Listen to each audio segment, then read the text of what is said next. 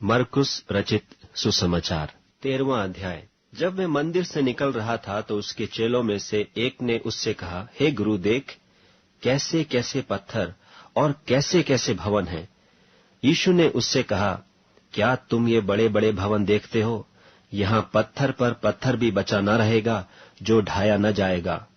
जब वह जैतून के पहाड़ पर मंदिर के सामने बैठा था तो पतरस और याकूब और यूहन्ना और अंद्रियास ने अलग जाकर उससे पूछा कि हमें बता कि ये बातें कब होंगी और जब ये सारे बातें पूरी होने पर होंगी उस समय का क्या चिन्ह होगा। यीशु उनसे कहने लगा, चौकस रहो कि कोई तुम्हें न भरमाए। बहुतेरे मेरे नाम से आकर कहेंगे कि मैं वही हूं और बहुतों को भरमाएंगे।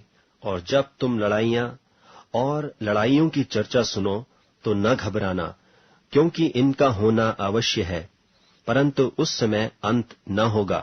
क्योंकि जाति पर जाति और राज्य पर राज्य चढ़ाई करेगा और हर कहीं भूइंडोल होंगे और अकाल पड़ेंगे।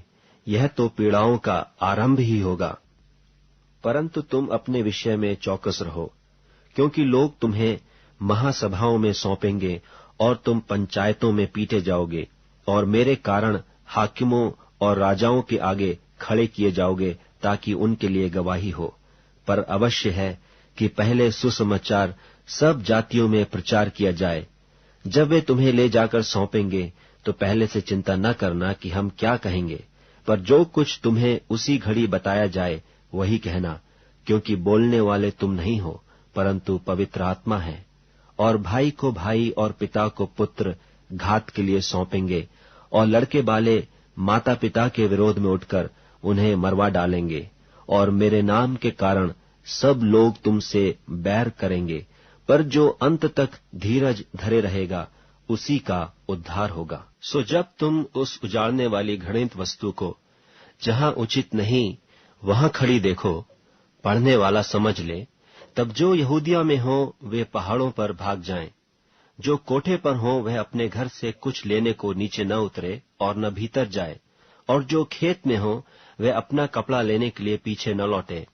उन दिनों में जो गर्भवती और दूध पिलाती होंगी उनके लिए हाय हाय।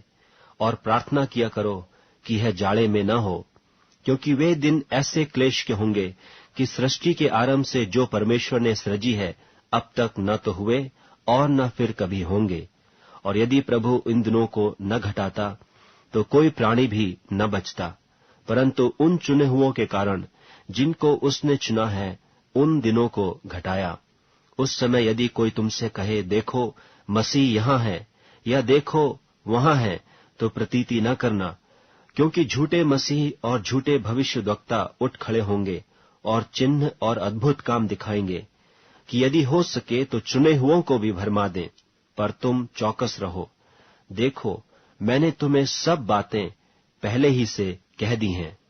उन दिनों में उस क्लेश के बाद सूरज अंधेरा हो जाएगा और चांद प्रकाश न देगा, और आकाश से तारागण गिरने लगेंगे और आकाश की शक्तियां हिलाई जाएंगी। तब लोग मनुष्य के पुत्र को बड़ी सामर्थ और महिमा के साथ बादलों में आते देखेंगे। उस समय वह अपने दूतों को भेजकर पृथ्वी के इस छोर से आकाश की उस छोर तक चारों दिशा से अपने चुने हुए लोगों को इकट्ठे करेगा। अंजीर के पेड़ से यह दृष्टांत सीखो, जब उसकी डाली कोमल हो जाती और पत्ते निकलने लगते हैं तो तुम जान लेते हो कि ग्रीष्म काल निकट है। इसी रीति से जब तुम इन बातों को होते देखो तो जान लो कि वह निकट है, वरन द्वार ही पर है। मैं तुमसे सच कहता हूं कि जब तक ये सब बातें न हो लेंगी तब तक यह लोग जाते न रहेंगे। आकाश और पृथ्वी टल जाएंगे, परंतु मेरी बातें कभी न टलेंगी। उस दिन या उस घड़ी के विषय में कोई नहीं जानता, न स्वर्ग के दूत और न पुत्र, परंतु केवल पिता। देखो, जागते और प्रार्थना करते रहो, क्योंकि तुम नहीं जानते कि वह समय कब आएगा। यह उस मनुष्य की सी दशा है जो परदेश जाते समय अपना घर छोड़ जाए और अपने दासों को अधिकार दे और हर एक को उसका काम जता दे और द्वारपाल को जागते रहने की आज्ञा दे। इसलिए जागते रहो, क्योंकि तुम नहीं जानते कि घर का स्वामी कब आएगा, सांझ को या आधी रात को या मुर्ग के बांग देने के समय या भोर को। ऐसा न हो कि वह अचानक आकर तुम्हें सोते पाए। और जो मैं तुमसे कहता हूं वही सबसे कहता हूं, जागते रहो।